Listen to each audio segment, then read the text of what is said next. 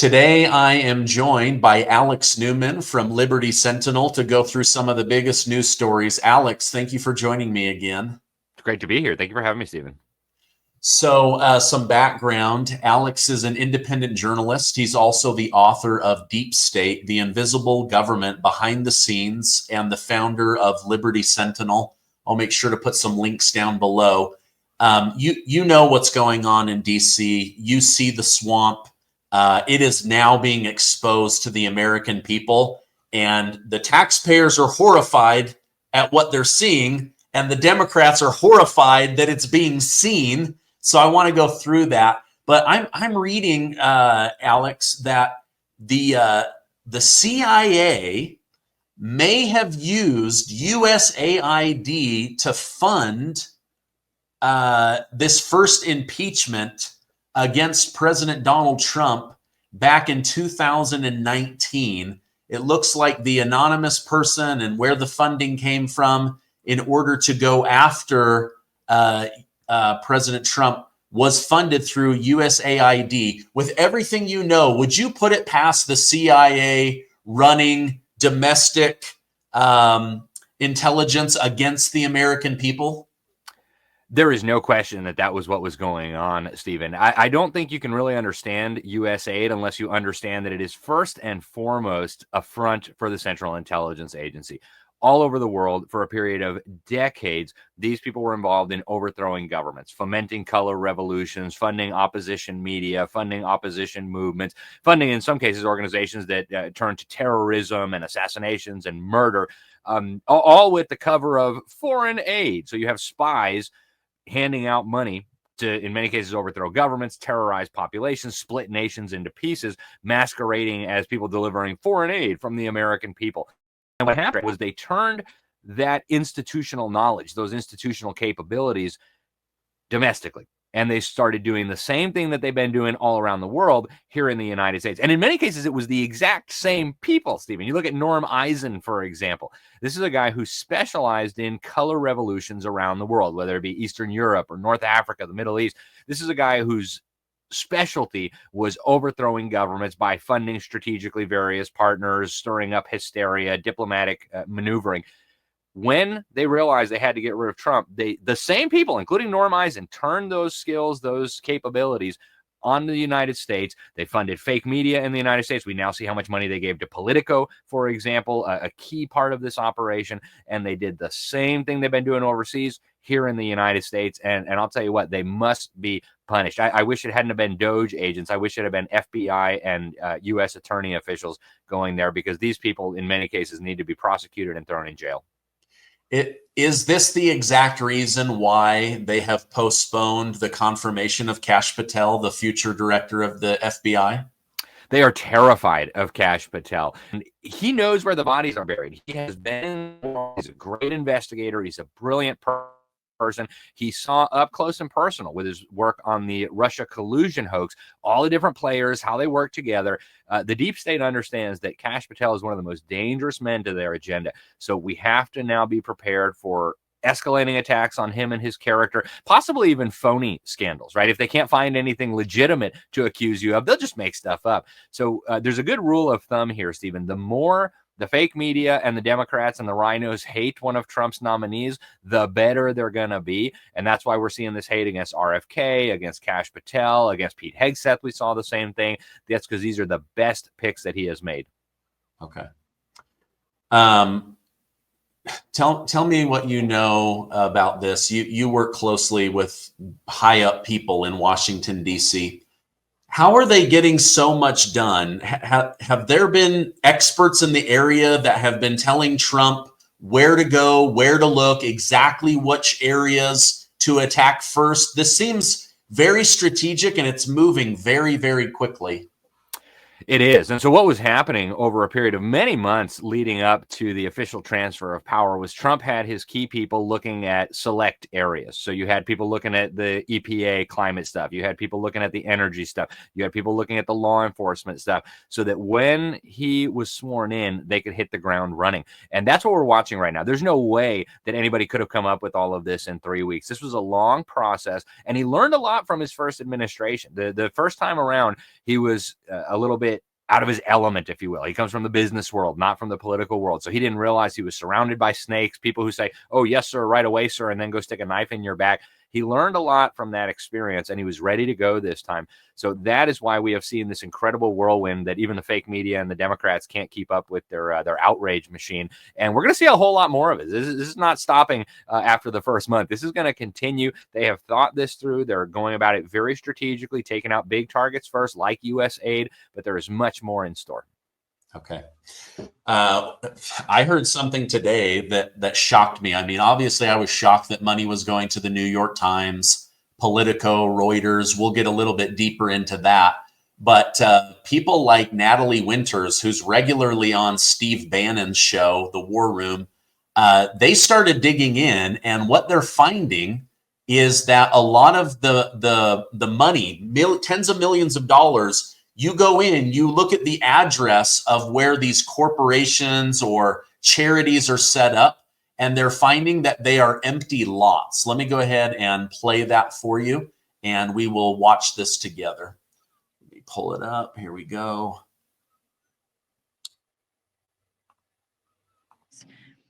The problem is systemic in the sense that all the American people get to understand about the billions, if not trillions of taxpayer dollars that we are hemorrhaging to these foreign countries or to these US-based NGOs is like the start date, the end date, and maybe 50-word summary and who it's going to.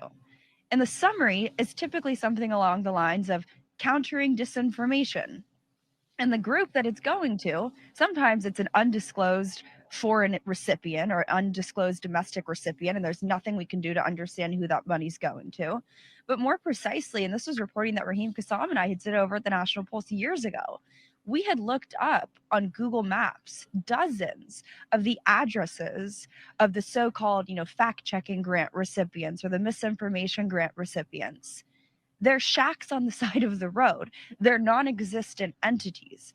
It is clean and simple, pure and simple money laundering. Moreover, okay, so she makes it pretty clear that these are fake addresses, fake organizations, fake businesses, and they're like their mission plan is to fight disinformation. As she mentioned there right at the end, is this just a giant money laundering scheme to push forward agenda points for the World Economic Forum, the Democrat Party, the elites of Europe? What are your thoughts on that?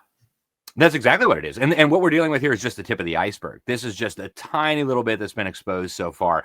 This is much worse than money laundering, right? I think when people think of corruption, they think of somebody steering a contract to their nephew and maybe overbilling the government a little bit. This is orders of magnitude worse than that. This isn't just people stealing a little bit of money from taxpayers and stashing it away in a foreign bank account. This is taking our money and using it to destroy our families, our communities, our country, and our Constitution. This is the same thing they've been doing overseas with the color revolutions, the violent overthrows of government aimed at the American people. The propaganda side, the fake activists, the AstroTurf side. So that's what is being exposed here. This isn't just corruption and stealing money. This is an effort to, as Barack Obama famously put it, fundamentally transform America using our own money against us. Yeah, I mean, within the last year, there was a video of him that went viral where he was saying, if you put out enough information in the public square, it just starts to get accepted as true. Is that what is happening? Because we have like the New York Times, Reuters, we have Politico. These are groups that supposedly freedom of speech, freedom of the press, it's supposed to hold the government accountable. And then we find out that the Democrats have been secretly funneling money through these dark portals with USAID over to these organizations that are incredibly leftist, incredibly globalist, incredibly anti-family, anti-Christian, anti-Trump. Your thoughts on all of that? Yeah, that's what's been happening. They've been taking our money from taxpayers unconstitutionally and handing it to regime propagandists who will promote the narrative. And some of this happened through USAID. Some of it happened completely out in the open, right? Take a look, for example, at the Washington Compost, owned by Jeff Bezos, which has a $600 million active contract with the CIA. No disclosure of that when the Washington Compost is reporting on the CIA. I mean, that's the bare minimum that you do, right? Jeff Bezos wholly owns the Washington Post, and yet he's also got massive multi-billion-dollar contracts with the same national security players that he's supposedly reporting on.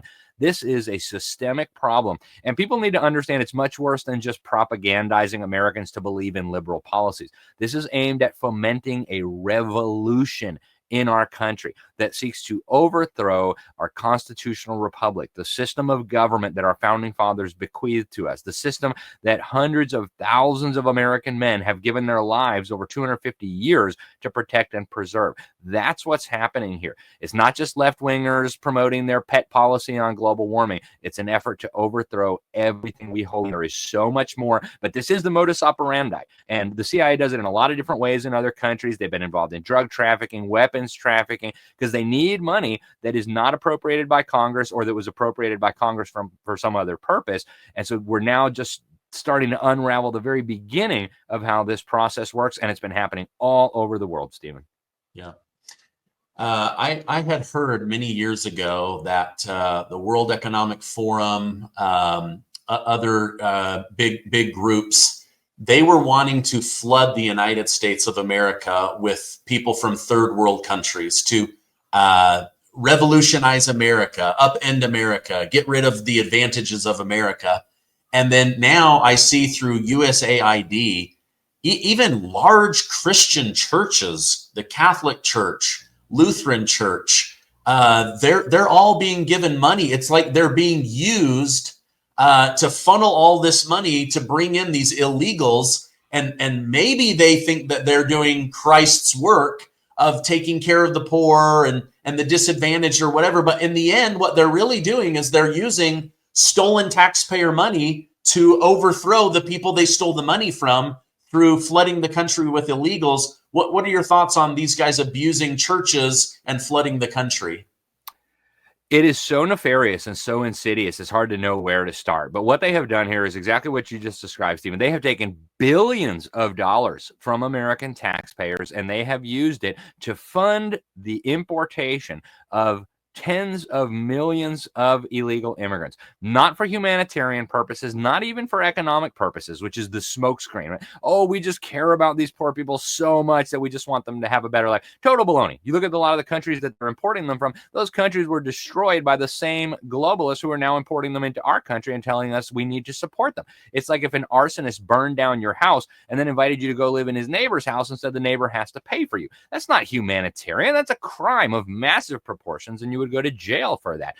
The economic argument is just as ridiculous. And you know, I lived most recently before coming back to the United States in Scandinavia and saw this turbocharge, right? Even worse than it has been in the United States. After everybody caught on to the humanitarian scam, you could support 50 times more refugees in the Middle East than you could by bringing them to Sweden or Germany.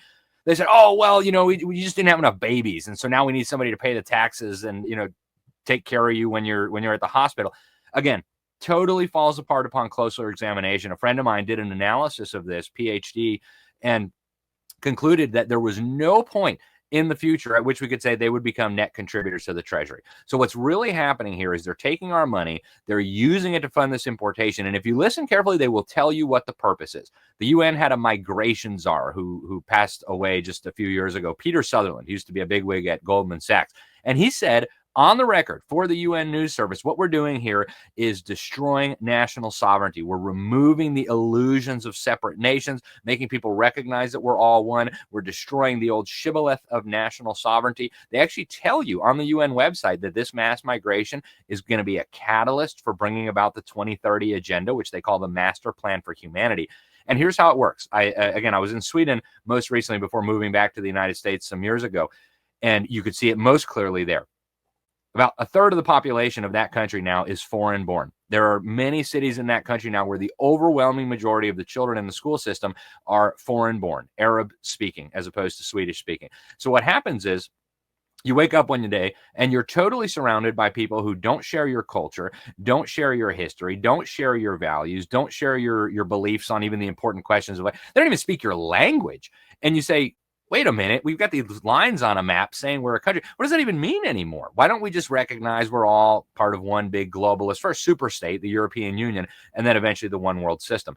And there's another purpose too, and I have a whole chapter on this in my book, Stephen, and that is the de-Christianizing of Western societies.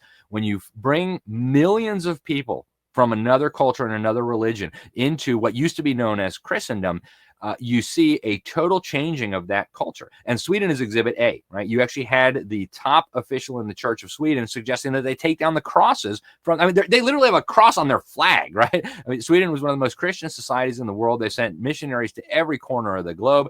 Now they're saying, well, maybe we got to take down our crosses from our churches and build prayer rooms facing Mecca. And so now you can't have Christmas festivals anymore at school. The kids can't sing Christmas carols. They say, why do we have a cross on our flag? Why do we have a legal code based on those old outdated 10 commandments? Now we've got Muslims and pagans here. So this is a very, very strategic effort to overthrow Christendom, the free world, whatever you want to call the West, and to replace it with a globalist vision of a one world system. And it's all being done with our money through organizations like USAID, through the State Department, and through the United Nations. I want to introduce you to the awesomeness of Mr. 1920 soap, crafted right here in the United States with natural ingredients for an unparalleled experience. This soap not only smells amazing, but it lasts a long time, and it leaves your skin feeling incredibly soft and smells good throughout the rest of your day. They have some incredible smells for men and some delicious smells for women. Mr. 1920 Soap proudly sponsored my channel when other sponsors dropped me for supporting President Trump. I want you to use my code AMAZING at checkout to enjoy 15% off. That's right, 15% off these big, beautiful, chunky bars of soap. We need to wash our hands of President Joe Biden and embrace the future under President Trump. Thank you, Mr. 1920, for supporting me, supporting the United States of America. Go support them. They're a small-based company right here in the United States, and I love their soap. I'm so glad they're onto this. I do worry for the safety of Elon Musk, and they're challenging this. We'll talk a little bit more about this, but right now, what I'm seeing is you have like almost every Democrat out there. They're outraged that their programs, their secret programs, have been discovered, that money might dry up, not go to their donors and their voters and the people that are destroying American values. Then you have people like Hakeem Jeffries and Chuck Schumer. They're now trying to scare people, saying they're stealing your money. Elon Musk is stealing your private information. He's going to shut down Social Security. I mean, President Trump has said, I will not sign anything that hurts Social Security or Medicare for the American people. And yet the Democrats immediately go on the mainstream media and start promoting that that's what is happening. Let me go ahead and show that on the screen here, and we'll react to that together. Nothing as it relates to lowering the high cost of living. At the same time, they are raiding the government, attempting to steal taxpayer money. That's what the situation at the Treasury Department is all about. We will introduce the Stop the Steal Act in short order. Unlawful access with respect to the Department of Treasury's payment system connected to people who are trying to steal personal, sensitive, and confidential information. So they're stealing your money. They're stealing your information. This is great. Watch Chuck Schumer. I didn't realize this. Watch Chuck Schumer's body language when he says they're stealing your money. At the same time, they are raiding the government, attempting to steal taxpayer money. That's what the situation at the Treasury. Did you see that? Ooh, I don't know if I would go that far, Hakeem Jeffries, Timu Obama. I don't know about that. Is this going to work? Are the Democrat voters that stupid, that ignorant, that uninformed that they would say, oh my gosh, they've raided the government. They're stealing our money. They're going to shut down Social Security and Medicare. What are your thoughts on Hakeem Jeffries and Chuck Schumer? This would almost be comical if it wasn't so serious, right? The government raided the government. Oh, whoa, that's crazy. Very much like when they accused Trump, the president of the United States, of trying to overthrow the government. Oh, yeah. Okay. That makes absolutely no sense. But I think both of those individuals are very, very concerned right now. In fact, I know the U.S. Attorney for Washington, D.C. just sent Chucky Schumer a little letter asking him about his comments threatening 2 U.S. Supreme Court justices for what the expected ruling was on the abortion issue. So I think they're actually a little bit concerned right now about their own well-being. Both of these two individuals have been involved in terrible criminal activity that's far worse than just run-of-the-mill criminal activity. We're talking about the betrayal of their oath of office to the Constitution, a betrayal of their constituents, a betrayal of our country. And unfortunately, there's still a small fringe in this country that watches CNN or watches CBS and tunes into that stuff and says, oh no, Trump is going to shut down Social Security. Oh no, he's stealing money. And I think the number of people who believe that stuff is increasingly small, but it's not insignificant, maybe 1 in 4 or so. And when you add the fraudulent stuff going on in some of the polling and elections, they can make it look bigger than it really is. So there are still enough people out there who believe this nonsense that it can be a problem. But I do think, Stephen, thankfully, Americans are largely seeing through this fraud. I hope so. But I just know that, like Obama says, you put enough information into the market, the public square, and it can definitely be picked up on. Speaking of Obama, Alex Jones put something out about how President Obama, during his time in office, changed the law and then funneled money to Reuters in order to basically influence people. Let me go ahead and put that up on the screen, and then we'll listen to that together as well. Here we go. Reuters for active social engineering defense, ASED, and large-scale social deception, LSD. That's how, in the grants at usspending.gov, Department of Defense, Thomson Reuters Special Services, that's MI6, you can look it up, active social engineering defense, large-scale social deception. So, these guys are basically paid to deceive the American people. They're paid to create and deploy narratives. Zoom in on that. Look at that. Just look. Of course, they want to keep it secret that the Pentagon's paying Reuters to, what's the exact term? Might just read this for the next 4 hours over and over again. Active social engineering defense, ASED, and large-scale social deception, LSD. Boy, that sounds like what good people do. And there it is on the DARPA website where they tell you about active social engineering defense. But see, they didn't tell you what they do, lie to you. Then it's the Pentagon going, we want to help deceive the public, Reuters, help lie, run our deception engineering operation. I mean, God, usually the bad guys don't call themselves the bad guys. That's like little kids shows like the Decepticons. The Pentagon's like, we're the Decepticons. Lie to the American people. Look, I'm wearing a red cape and horns. The payment is literally to actively social engineer people, to actively program them to believe certain narratives, and then to deceive them. Deception.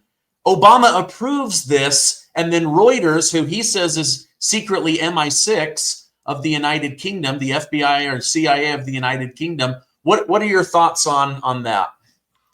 Alex Jones has proven more and more correct as time goes on. And I think at some point, even the people watching CNN are going to have to look at that and say, wow, we really were deceived. But what I think is so extraordinary, Stephen, is that even though the media wants you to think that you and your wife or your whatever are the only person in the world who understands this, it's a total fabrication created by these same propagandists. There was a poll released by Rasmussen just a few years ago that found about 60% of American voters see the media, the mainstream media, as enemies of the people. Now, normally I'm really uncomfortable with that kind of language. It makes me think of, something Fidel Castro or Vladimir Lenin might say. But in this case, they actually are the enemies of the people. They're taking stolen money that never should have been taken from Americans, and they are consciously, willingly using it to deceive the American people for the purpose of overthrowing our system of government. And I don't think the average person can comprehend how serious this is. We're watching the unraveling of a criminal conspiracy that is so vast, so dangerous, and so well-funded,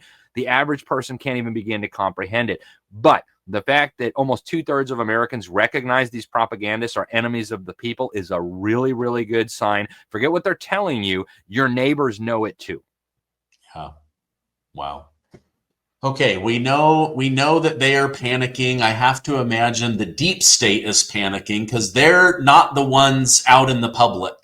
But the leaders of the Democrat Party, they're out in the public. And now we have Senator Ed Markey calling for millions of Democrats to descend on Washington, D.C. to fight Donald Trump and to fight Elon Musk. Let me go ahead and bring that to the screen, and then we will watch that one together as well. This is the time when we have to stand up and to fight, to not stand on the sidelines, to have people by the millions are going to have to stand up and protest. When we come back here the next time, there should be hundreds of thousands and millions of people descending on Washington, D.C. So actively calling for people to come and to fight and to descend upon Washington, D.C. How does this juxtaposed with Donald Trump saying, in a few minutes, we will peacefully and patriotically march to the Capitol to make our voices heard? Such a difference in language, and yet one had their name dragged through the mud for 4 years, had this fake insurrection. What are your thoughts on Ed Markey calling for millions of people to descend on Trump and Elon Musk? It's a perfect example of the deception and of the double standards that we deal with on a daily basis. And the media, the fake media, the enemies of the people, so to speak, will never call this kind of thing out. But I actually think they are planning their counterattack. If you go back and look at the Transition Integrity Project during the last election, not the most recent one, they were plotting out what different scenarios would look like. And in the scenarios where they could not stop Trump, they had all kinds of crazy ideas. We'll have California, Oregon, and Washington secede from the Union unless we can blow up the Electoral College and destroy the Constitution. These are the types of things they're working on. So I think people need to expect in the months ahead that these deep staters will rile up a large number of Americans, combined with hostile foreign military forces that are on our soil right now, combined with gangsters and terrorist organizations that are all over our country right now, thanks to the open border over the last 4 years, and do everything they can to destabilize the United States, possibly even launch a war involving China or Russia or something like that, possibly bring about an economic collapse. When the World Economic Forum started plotting a few years ago on this idea of a poly-crisis, that would all these crises would merge into one super crisis, I think from their perspective, that may be their last best option to try to destabilize the Trump administration and back him into a corner and force him to behave the way they want him to behave, have to crack down on this lawlessness and things like that. And the media won't portray it the way they do when conservatives go protest. They'll portray it as heroic, little grandmas trying to save democracy. So watch out, folks. We are going to be subjected to the same thing that so many of these other nations were subjected to with color revolutions. These are very smart people. They've got a lot of money in their bank accounts, and we need to be on alert. I know you follow this closer than anyone I know, but how important, in your estimation, was it for President Trump to pull America away from the World Economic Forum agenda, away from the World Health Organization, the WHO, and the Paris Climate Accord?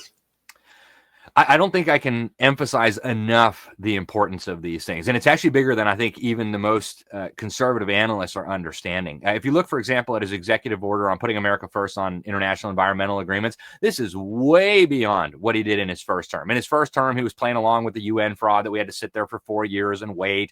This time around, he said, no, U.S. ambassador, you're going to tell the UN we are out. And not only that, he said any agreement, pact, convention, whatever that was entered into under the UNFCCC, the UN Framework Convention on Climate Change, is done. It's over. We're not participating.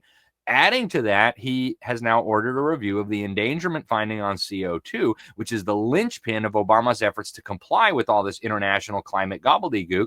Because if CO2 is pollution to be regulated under the Clean Air Act, well, he can impose new standards on automakers. He can shut down our power plants. He can do all kinds of dictatorial things. So Trump has taken a silver stake and he's driving it right through the heart of this climate monster, which is at the center of the effort to destroy our country and build the one world system. Then you look at some of the others. The World Health Organization. We just withdrew from the clownish UN Human Rights Council, which is essentially a club for dictators.